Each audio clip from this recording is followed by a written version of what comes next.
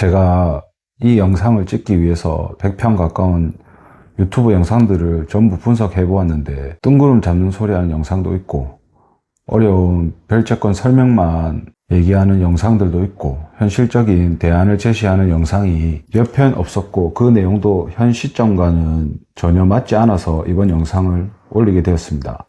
집이라는 공간은 우리에게 단순한 부동산 이상의 의미를 지닙니다. 개인 회생 이후 내 집에서 그대로 살 수 있는 경우와 없는 경우 깔끔하게 정리해 드리겠습니다. 안녕하세요. 법강조사무장입니다.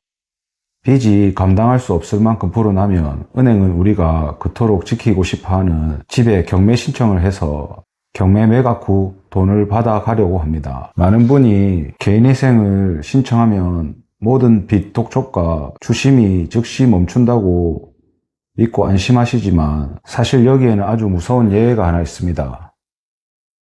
법률 용어로는 별채권이라는 개념입니다. 별채권은 말 그대로 개인회생 절차와 별도로 제되어 행사되는 권리라는 뜻입니다. 주택담보대출을 해준 은행은 일반 다른 채권자와 달리 강력한 우선권을 가집니다. 그래서 여러분이 개인회생을 진행하더라도 담보대출 이자를 제때 내지 못하면 은행은 회생 절차와 상관없이 집을 경매에 넘겨버릴 수 있습니다. 회생 중인데 왜 집이 경매로 넘어가나요? 라고 당황해 하시는 분들이 많은데 바로 이 별채권의 특성 때문입니다. 그렇다면 해결 가능한 방법은 무엇이 있는지 설명드리도록 하겠습니다. 우선적으로 집을 지키고 싶다면 회생채권과 별개로 집에 대한 담보대출은 갚는다는 인식은 하셔야 합니다. 물론 한 번에 갚는다는 것은 아닙니다. 일단 개인회생 신청 후에는 금지명령이나 중지명령을 염두하여 담보를 가진 은행도 경매를 진행하지 않을 수 있습니다. 문제는 개인회생 인가 이후에 경매를 진행하게 되는데 보통 경매로 집이 넘어가면 시세보다 훨씬 낮은 가격에 낙찰될 확률이 매우 높습니다. 그렇게 되면 대출 빚도 다 못 갚고 내 손에 쥐는 돈도 한 푼도 없이 집에서 쫓겨나게 됩니다. 여기서 첫 번째 방법입니다. 일단은 개인회생이 진행되는 기간에 일반 부동산 매매 시장에 집을 내놓아서 제값에 가깝게 파는 방법이 있습니다. 물론 이때는 법원에 집을 얼마에 팔았는지 계획안을 수정하고 허가를 받아야 합니다. 이후 집을 팔고 남은 금액은 전세나 월세 보증금으로 돌려서 보호를 받으면 완벽합니다. 두 번째 방법은 주택담보대출을 해준 은행과 미리 협약하는 것이 핵심입니다. 내가 개인회생은 들어가지만 주택담보대출 원리금은 매달 꼬박꼬박 별도로 갚겠다. 그러니 경매를 진행하지 말아달라고 요청하는 겁니다.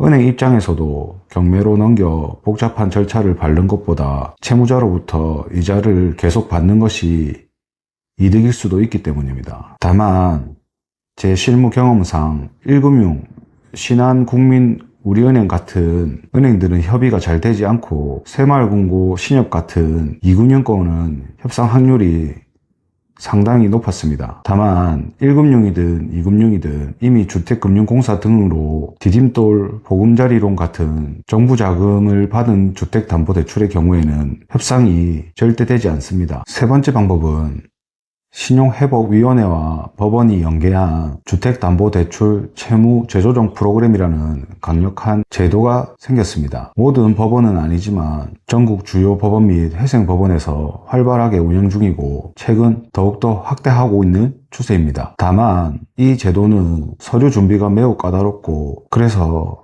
거절될 확률이 매우 높습니다. 반드시 회생파산 전문가와 상의해서 전략적으로 접근해야 합니다. 쉽게 설명드린다고 드렸는데 단어들도 생소하고 절차가 복잡해서 어려우실 수도 있겠습니다. 다시 늘 말씀드리고 있지만 혼자서 고민하고 너무 스트레스 받으면 안 됩니다. 말 그대로 회생입니다. 다시 산다는 겁니다.